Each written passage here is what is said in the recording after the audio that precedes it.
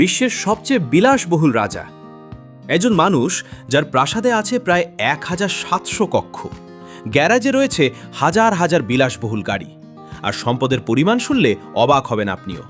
তিনি হলেন হাসান আল বলকিয়া, ছোট্ট দেশ ব্রুনাইয়ের সুলতান এবং বিশ্বের অন্যতম ধনী শাসক। 1967 সালে মাত্র 21 বছর বয়সে ক্ষমতায় আসেন তিনি। এরপর থেকে প্রায় কয়েক দশক ধরে একাই শাসন করছেন পুরো দেশ। তেল ও প্রাকৃতিক গ্যাসে সমৃদ্ধ ব্রুনাইয়ের অর্থনীতির মূল নিয়ন্ত্রণও রয়েছে তার হাতে। দেশটির নাগরিকরা পায় ফ্রি চিকিৎসা এবং কম ট্যাক্স সুবিধা। এ কারণেই ব্রুনাইকে বিশ্বের ধনী দেশগুলোর একটি বলা হয়। সুলতানের রাজপ্রাসাদ ইস্তানা নুরুল ইমান বিশ্বের সবচেয়ে বড় আবাসিক প্রাসাদ হিসেবে পরিচিত।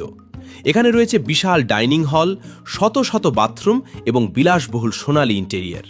তবে সবচেয়ে বেশি আলোচনায় আসে তার গাড়ির সংগ্রহ। ধারণা করা হয় তার কাছে রয়েছে প্রায় 7000-এরও বেশি বিলাসবহুল গাড়ি, যার মধ্যে রয়েছে রোলস রয়েস, ফেরারি, বেন্টলি এবং আরও অনেক বিরল মডেল। কিছু গাড়ি আবার খাঁটি সোনার আবরণে তৈরি বলেও জানা যায়। তবে বিলাসবহুল জীবনের পাশাপাশি বিতর্ক রয়েছে তাকে ঘিরে। বিশেষ করে কট্টর শরিয়া আইন চালুর পর আন্তর্জাতিক মহলে ব্যাপক সমালোচনার মুখে পড়েন এই সুলতান।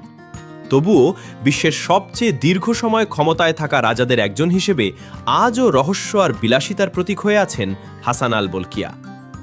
তাছাড়াও শোনা যায় তিনি চুল কাটার জন্য নিয়মিত লন্ডনের বিখ্যাত হেয়ার স্টাইলিস্টকে ব্যক্তিগত বিমানে ব্রুনাইয়ে নিয়ে আসতেন।